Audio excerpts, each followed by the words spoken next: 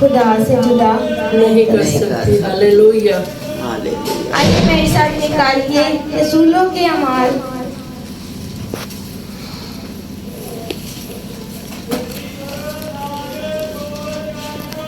اس کا 7 باب.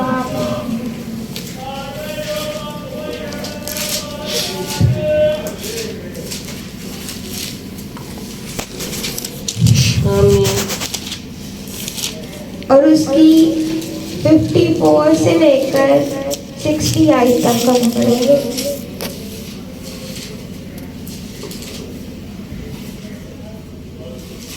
استفنس کی سنساری.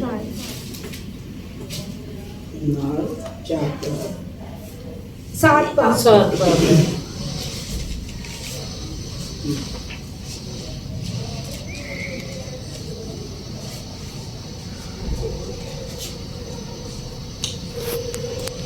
آج ہم 2 ہستیوں کو بائبل میں سے سنیں گے جنہوں نے اپنی پوری جنگ کو لڑا اور اس جنگ کو جو ان سے وہ جیتا, اور ایک ہماری ریئل لائف میں جو ہم نے اپنی آنکھوں سے دیکھا اس کے بارے میں بھی ہم سنیں گے. تو آئیے ہم اس پر غور کرتے ہیں اور اس کو پڑھتے ہیں.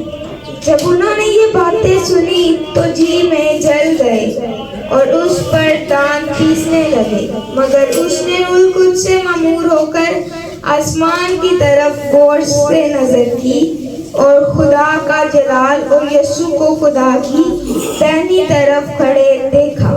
دیکھ کر کہا کہ دیکھو میں آسمان کو کھلا اور ابن آدم کو خدا کی دائنی طرف کھڑا دیکھتا ہوں, مگر انہوں نے بڑے زور سے چلا کر اپنے کان بند کر لیے اور ایک دل ہو کر اس پر جھپٹے اور شہر سے باہر نکال کر اس کو سنسار کرنے لگے.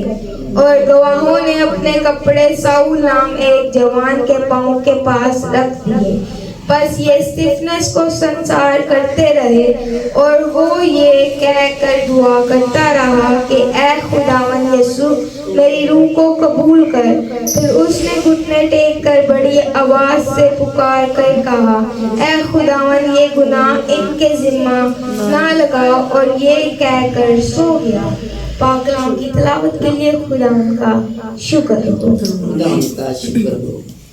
آج کے کلام میں ہم کیا سن رہے ہیں کہ آج ہم استفنس کی سٹوری کو سن رہے ہیں. استفنس جو ان سا تھا جب یسوع مسیح آسمان پر اٹھا لیے گئے تو جب جہاں پر یسوع مسیح کے شاگرد منادی کرتے تھے یہ بھی ان کا ایک شاگرد تھا, اور یہ بھی اس کو جو ان سے کلام سنانے کا لوگ اس کی بات کو بہت اچھے سے جو ان سے وہ سمجھتے تھے, اور یہودی جو ان سے تھے ادھر کے لوگ جو ان سے تھے اس سے بہت جلتے تھے کہ ہم اس کو کسی نہ کسی طرح مار دیں.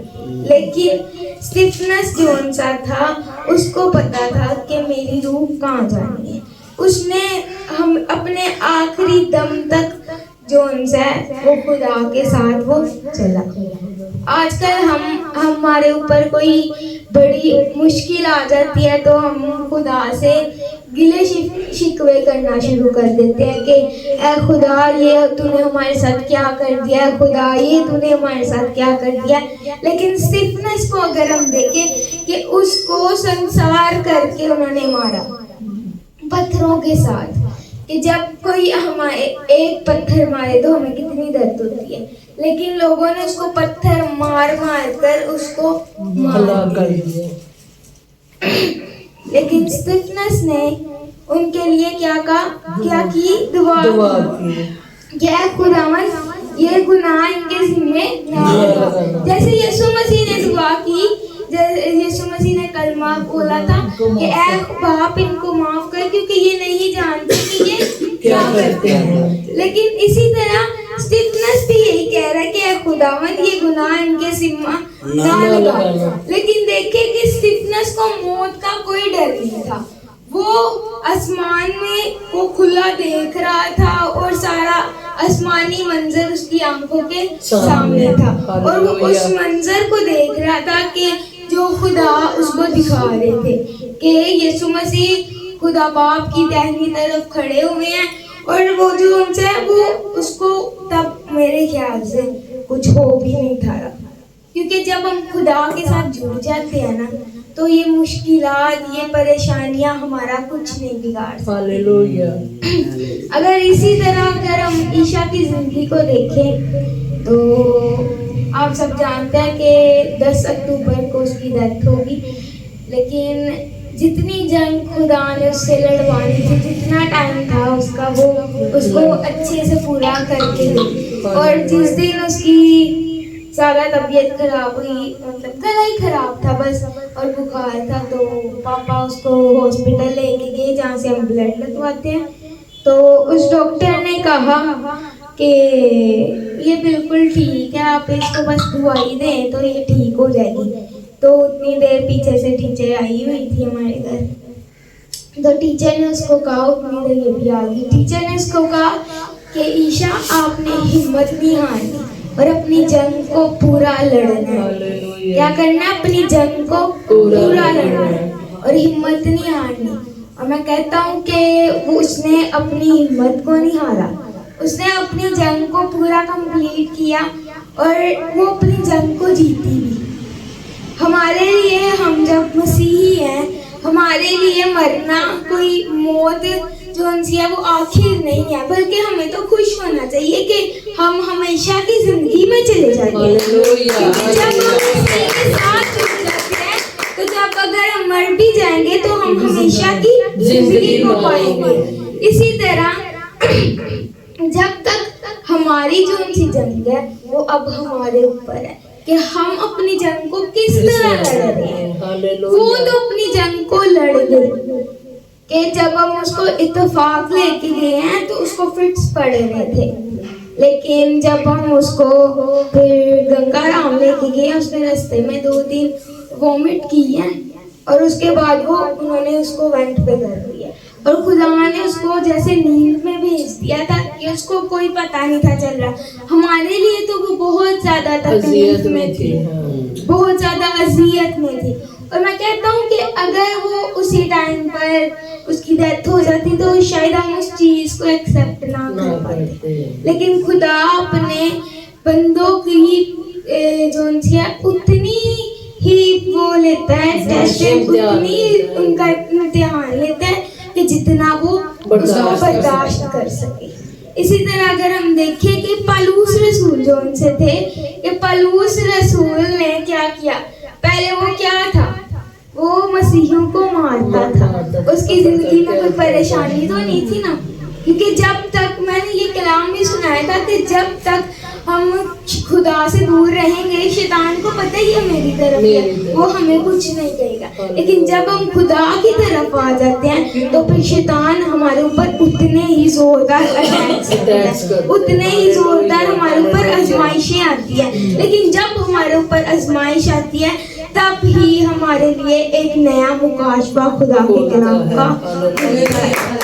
اور جو ان سے جب پالوس رسول جو ان سے ہیں، جب خدا ان کو نظر آیا اور خدا نے کہا ہے سول تو مجھے کیوں ستاتا ہے، لیکن جب وہ خدا کے ساتھ چلنے لگا، جب اس نے خدا کی منادی کو شروع کیا تو کیا ہوتا ہے کہ وہ کتنی بار لوگوں نے اس کو مارا پیٹا، لوگ اس کو پہاڑوں سے نیچے گرا دیتے تھے، لیکن جب تک اس نے اپنی جنگ کو پورا نہیں کیا خدا نے اس کی جان نہیں دی۔ ہاللویا۔ یہی ہماری بات ہے کہ جب تک ہماری جنگ پوری نہیں ہو جاتی تب تک ہم نے اپنی پوری جان سے اپنی جنگ کو لڑنا ہے، اور ان پریشانی، ان سب بیماریوں کو کہنا ہے کہ میری جنگ ابھی ختم نہیں ہوئی اور میں لڑوں گا، میں ہمیشہ کے لیے لڑوں گا جب تک خدا نے مجھے سانسیں دی ہیں۔ اگر ہم کسی بھی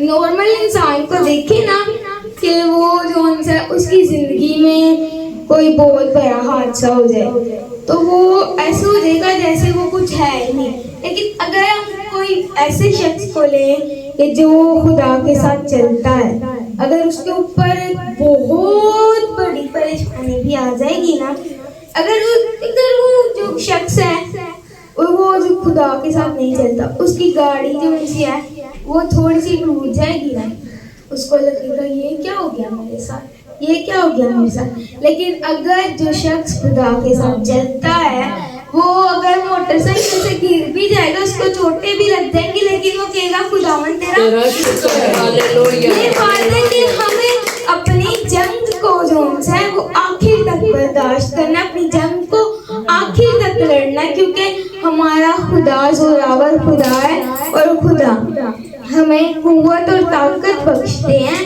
کہ ہمیں اپنی جنگ لڑنے کی وہ قوت اور طاقت بخشتے ہیں کہ جب تک ہم اپنی جنگ کو پورا نہیں کر لیتے خدا ہمارے اوپر آزمائشیں تو ضرور ہیں, کیونکہ میں نے آپ کو بتایا کہ جب ہم خدا کے ساتھ جڑ جاتے ہیں تو شیطان ہمیں زیادہ ورگلاتا ہے, شیطان ہمارے اوپر زیادہ برے اٹیکس کرتا ہے, لیکن خدا اپنی پناہ سے اپنی حفاظت سے ہمیں محفوظ رکھتا ہے. اسی طرح اگر ہم دیکھیں کہ اینڈ میں جو ہے خدا کے کلام میں یہ لکھا ہے کہ جو بندہ جو انسان آخر تک سہے گا وہ کیا کرے گا, زندگی کا تاج پائے گا, زندگی کا تاج پائے گا.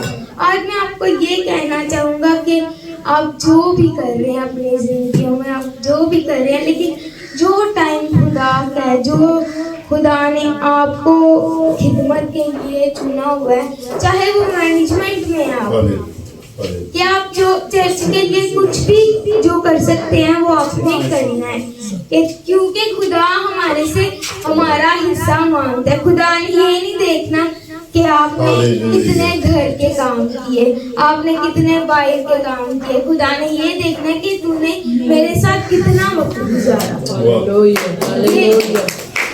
اور ہمیں زیادہ سے زیادہ خدا کے ساتھ ٹائم کو اسپینڈ کرنا ہے, اور جو ان سے خدا کے لیے اپنی اس جنگ کو لڑنا ہے جو خدا نے ہمیں لڑنے کے لیے خدا دیتے ہیں, ہاللویا. چاہے وہ کوئی سی بھی جنگ ہے. چاہے اگر ہم دعا کر رہے ہیں نا تو کوئی چیز ہمارا دل نہیں کر رہا ہوتا کہ ہم دعا کریں, تو خدا کے کلام میں لکھا ہے کہ اگر آپ کا دل نہیں کر رہا دعا کرنے کو تو آپ اس دل کو مطلب اس طرف لاؤ, کیونکہ کوئی چیز ایسی ہے جو آپ کو دعا سے دور لے کے جا رہی ہے. ہاللویا.